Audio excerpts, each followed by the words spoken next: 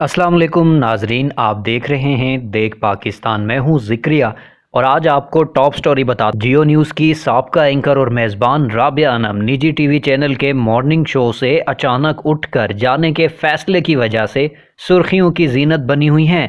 Social media پر ایک viral video ہو رہی ہے جس میں رابعہ انم نجی ٹی وی کے مارننگ شو میں اداکارہ فضا علی اور اداکار محسن عباس کے ہمراہ موجود ہیں، لیکن اچانک ہی رابعہ نے شو کی میزبان ندا یاسر سے معذرت کرتے ہوئے شو میں مزید بیٹھنے سے انکار کرتے ہوئے اٹھ کر جانے کا فیصلہ کیا۔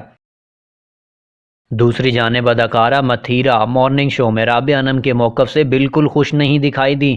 سوشل میڈیا پر جاری بیان میں انہوں نے رابعہ انم پر تنقید کرتے ہوئے کہا، یہ بہت برا ہے، لوگوں کو تبدیل ہونے کے لیے دوسرا موقع ضرور دینا چاہیے۔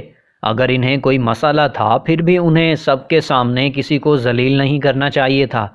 انہوں نے کہا کہ مجھے بھی کئی بار شوز میں عجیب لگا تو میں نے معذرت کرتے ہوئے شو چھوڑ دیا، لیکن کبھی بھی کسی کو اس طرح ذلیل نہیں کیا۔ گھریلو تشدد کے خلاف آواز اٹھانا اچھی بات ہے، لیکن انہیں اس طرح شو سے نہیں جانا چاہیے تھا۔ مجھے محسن کے لیے برا محسوس ہو رہا ہے۔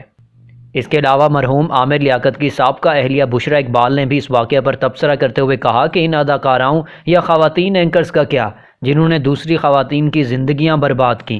رابعہ انم نے آن ایئر شو سے اٹھ کر جانے کا فیصلہ کیوں کیا؟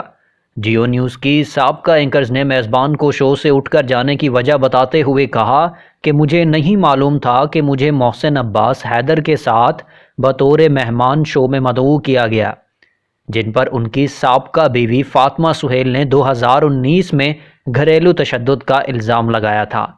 تاہم انہوں نے ندا یاسر سے معذرت کرتے ہوئے کہا کہ وہ محسن کے ساتھ شو میں شرکت نہیں کر سکتی۔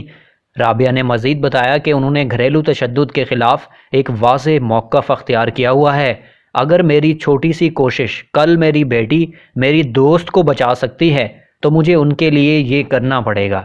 رابعہ نے مزید کہا کہ اگر وہ اپنے موقف پر نہیں کھڑی رہیں تو کل اپنے دوستوں، ساتھیوں یا کسی بھی گھریلو تشدد کا شکار عورتوں کا سامنا نہیں کر پائیں گی۔ واضح رہے کہ 2019 میں محسن کی سابق اہلیہ فاطمہ سہیل نے اداکار پر تشدد کرنے کے الزامات عائد کیے تھے، جسے محسن عباس کی جانب سے بے بنیاد قرار دیا گیا تھا، اور پھر بعد ازاں دونوں کے درمیان علیحدگی بھی ہو گئی تھی۔